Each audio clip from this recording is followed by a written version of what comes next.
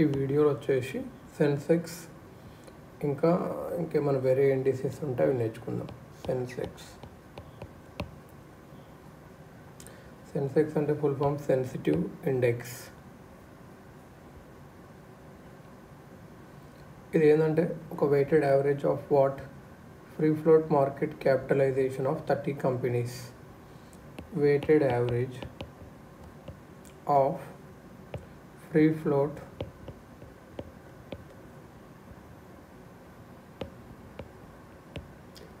Market capitalization FFMC of 30 companies selected by Bombay Stock Exchange officials.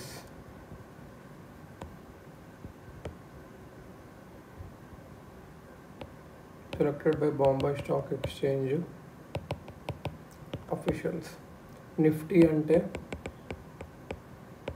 ఇది national stock exchange అనేసి ఉంటుంది కదా, ఆ ఇండెక్స్ ఆఫ్ 50 కంపెనీస్. ఇంకా అట్లా వేరే వేరే కంట్రీస్కి వేరే వేరే ఉంటాయి. సో ఇండియాలో ఏమైనా సెన్సెక్స్ ఎప్పుడు పైకి వెళ్తుంది?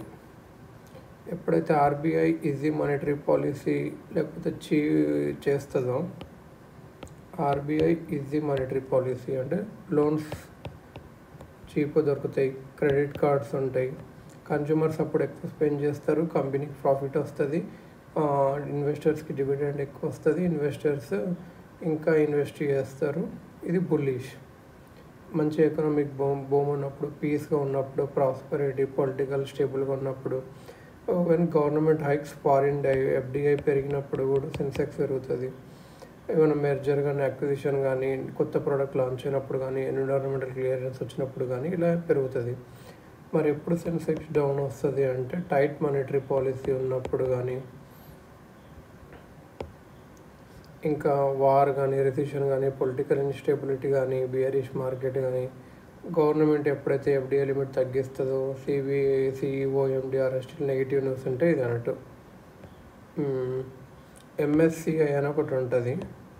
అది ఇండెక్స్ ఎక్కడంటే న్యూయార్క్ బేస్డ్ కంపెనీ. ఎంఎస్సిఐ అనేది ఒక న్యూయార్క్ బేస్డ్ అంటే ఎమర్జింగ్ మార్కెట్ ఇండెక్స్ ఉంటుంది. That publishes various types of stock index indicators.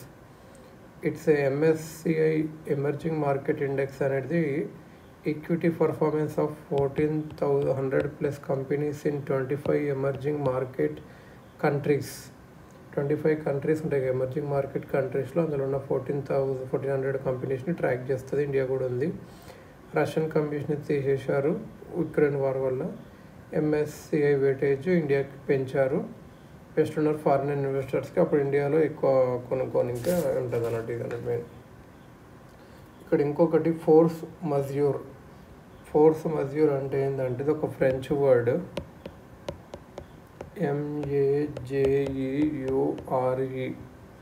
MAJEURE French word for superior force. It refers to unexpected external circumstances that prevent a party to contract from meeting their obligations. Act of God కానీ, war కానీ, terror attacks కానీ ఇది అన్నట్టు. ఇక్కడ courts punish చేయలేవు మనం ఏదైనా కాంట్రాక్ట్ని డిసోనర్ చేస్తే కూడా. ఇది అన్నట్టు మెయిన్గా.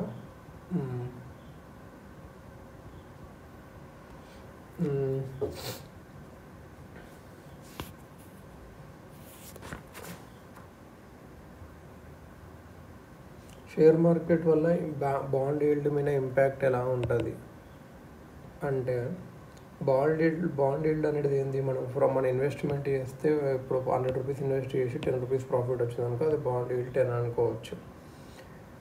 మనం ఇప్పుడు ఒక 100కి కొనుక్కున్నాము 10% ఇంట్రెస్ట్తో. అప్పుడు ఈల్డ్ ఎంత? 10%. మనం ఇంకొకరికి లేక ఇప్పుడు 100కి కొనుక్కొని 110కి అమ్మితే 10% బాండ్ ఈల్డ్. లేదు ఇది 90కి వేరే కమ్మినాం అనుకో, అప్పుడు మన ఈల్డ్ ఎంత వస్తుంది? 22% వస్తుంది. ఇలా 90 - 110 అంటే ప్లస్ ఇలా ఇలా బై 100 బై 90 సారీ బై 90, ఎందుకంటే ఇన్వెస్ట్ చేసిన 90 కదా, ఈయన అమ్ముకుంటే సెకండ్ పర్సన్, సో ఈయనకు ఎక్కువ పెరుగుతుంది 22% ఇది అన్నట్టు.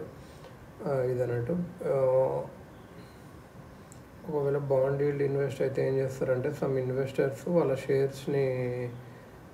షేర్స్ ఆఫ్ లో పర్ఫార్మింగ్ కంపెనీస్ అని వేరే దాంట్లో ఇన్వెస్ట్ చేస్తారు. అప్పుడు షేర్ మార్కెట్ పడిపోద్ది కొన్ని రోజులు.